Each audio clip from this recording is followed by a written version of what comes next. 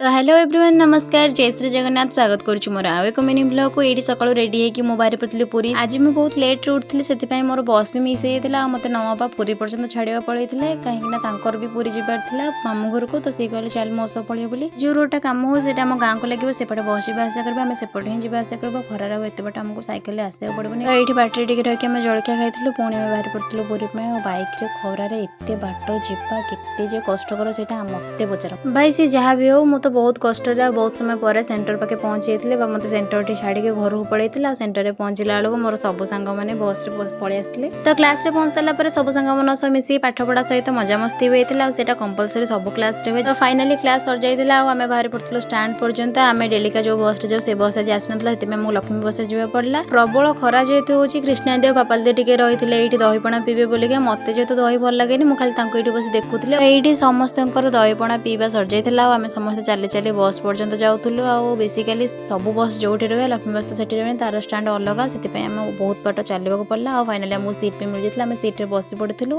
तो ये आम बाहर पड़ू घर अभिमुखे आउ ये समस्त लक्ष्मी बस टिकेटा देखा घरे पहुँचिके ये पूरा उषुम उषुम खटा आई मीन कि सांगे सांगे रंधा होता जोटा कि आम समस्त बस खाऊँ